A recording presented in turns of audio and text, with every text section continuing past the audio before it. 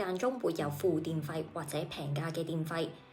如果你有車，開支就要預多一截。基本上嘅固定支出，每個月總開支大概。Hello， 大家好，歡迎嚟到我嘅 channel。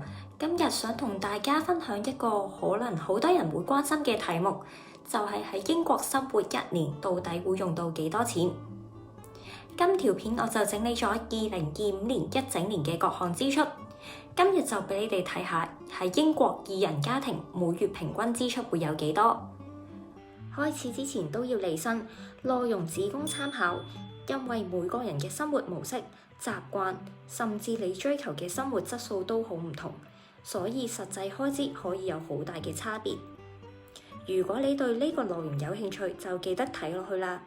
開始之前記得 Like、Share 同 Subscribe 我嘅 channel。事不宜遲，我哋即刻開始。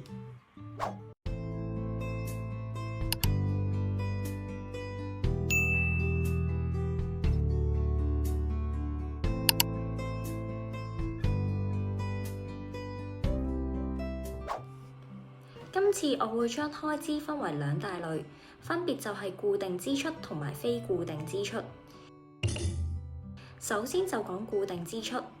所謂嘅固定支出，即係你每個月大致上都要俾，而且就算你想慳，亦都未必慳到好多嗰啲。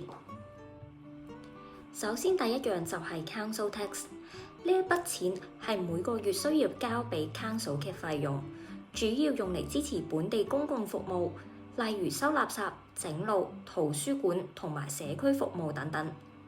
至於你要交幾多，就要視乎返你間屋嘅 Council Tax Bank 同埋你住邊個嘅地區。一般嚟講，大概每年嘅3月尾，你就會收到通知，講返你下一年會加幾多錢。好似我哋咁，上年4月之前費用係每個月176磅，而4月份開始就加到去184磅，所以計返平均每個月係要俾182.3磅。下一個要講嘅就係去到能源，亦即係水電煤。咁我會分開嚟講。首先就係水費，水單唔係每個月都會收到，上年總共收過3次，平均每個月水費大概係34磅。跟住就去到電費同埋煤氣費啦。我哋而家係用緊 Octopus Energy。咁題外話，我哋一開始搬入嚟有一段時間咧係用 British Gas 嘅，發覺咧轉咗用 Octopus 之後，電費同埋煤氣費都真係會平咗嘅。電費大概每個月42.2磅，而煤氣費就係30.4磅。咁 Octopus Energy 入面其實有好多唔同嘅計劃，我哋嘅電費係用緊 Aja Octopus。呢個計劃係每30分鐘就會更新個電價嘅 plan， 所以屋企一定要有 smart meter。而電費通常最貴嘅時段就係 peak hour， 大概係晏晝嘅4點至7點。但係呢個計劃好處就係佢間中會有付電費或者平價嘅電費。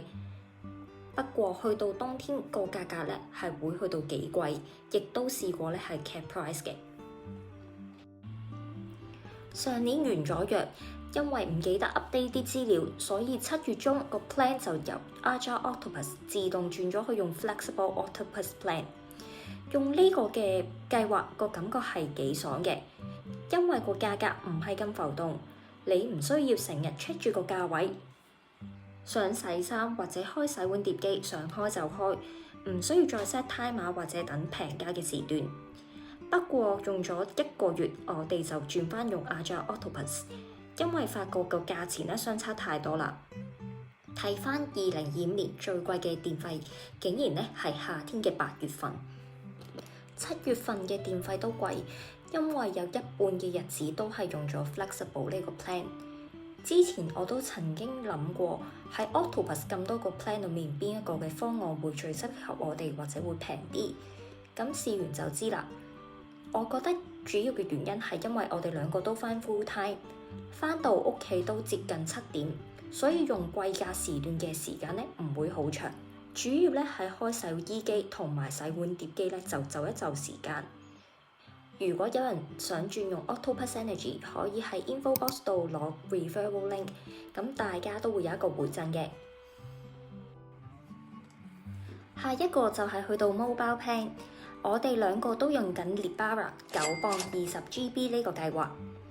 呢個計劃咧亦都包咗100分鐘嘅 international call， 可以打電話返去香港。同埋如果你去歐洲，例如法國、西班牙等等，亦都可以照用 data 嘅。跟住就係屋企嘅 WiFi network， 一個月咧係47磅，都幾貴。暫時我哋住嗰度咧就淨係得一間嘅 network provider， 所以基本上咧個價格咧都係要硬食嘅。跟住就係 membership 同埋 subscription。呢條數咧，發覺加加埋埋都有唔少，係每個月41.09磅。價錢一半咧係因為工作上嘅需要啦，而其餘一半嘅就係一啲 subscription， 例如 iCloud、Spotify、Costco 等等嘅 membership。發覺咧呢一類嘅支出其實都好容易會忽略，咁需要定時審視下有邊啲需要，有邊啲唔需要嘅。再嚟就去到保險啦。上年都有買1年嘅旅遊保險，每個月大概15.5磅。跟住就係家居保險，每個月15.3磅。最後就係有關於車嘅支出，如果你有車，開支就要預多一截。基本上嘅固定支出就包括咗 MOT 加 service， 大概每個月26.17磅。車保68.6磅。同埋喺返工要交 parking 錢，就係25磅一個月。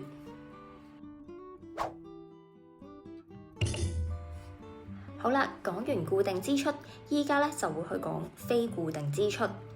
喺英國好多時候買嘢都會係一買一大量咁嘅，所以每個月咧個價錢都會幾浮動。我就將呢筆數平均咁樣計返出嚟。第一個就係超市買餸360磅，外出食飯62.2磅。我哋生活模式大部分嘅時間咧都係自己煮，亦都會帶飯，比較少係出街食飯。不過去到年尾，我哋都發覺呢一個嘅模式咧都有啲辛苦啊，所以喺年尾開始，我哋就增加翻外出食飯或者買外賣嘅次數。預計出年睇翻咧，外出食飯嘅支出咧會多咗嘅。平時返工咧，我哋都係揸車為主。日常返工咧，最少每個月都要入2次油。有陣時候放假，亦都會去喺英國唔同嘅地方玩。油費大概每個月100磅。跟住就係巴士交通費。咁雖然我哋返工係揸車為主，但係如果就唔到時間，咁其中之一個咧就會搭巴士返工。喺英國個交通費咧非常之貴，一程嘅巴士咧要3磅，搭2程咧就去到 day price 5.5磅。呢一筆嘅開支就好 variable 嘅，有陣時候嗰個月咧要搭多啲，有陣時候就完全唔使。不過計完發覺咧都有唔少，要去到32磅一個月。跟住就係泊車費啦。喺英國好多時候，超市亦都會有免費個半至3小時免費泊車。不過去到一啲熱門嘅旅遊城市或者 day trip 就會派一啲收費嘅停車場。咁呢方面嘅開支唔係好多，大概6.18磅。上年都買咗少少嘅零件，自己 DIY 維修同埋整咗個 loft 嘅。咁呢一筆嘅開支就係30磅。跟住就係可能個人嘅消費，例如買護膚品啊、衫啊或者其他嘅個人用品等等，就大概65磅。跟住就係日用品、家居用品，每個月120磅，雜項50磅。然後就一啲娛樂啦。咁其實付費嘅娛樂咧唔係好多，主要咧都係可能去一啲地方啊買 admission ticket 啊，或者睇下 musical 咁。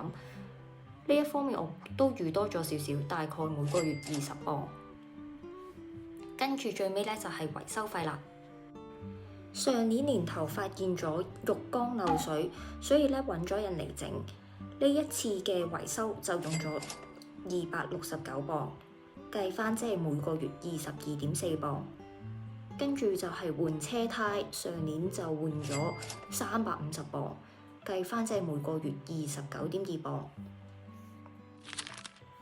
綜合翻固定支出同埋非固定支出，每個月總開支大概係1400磅左右。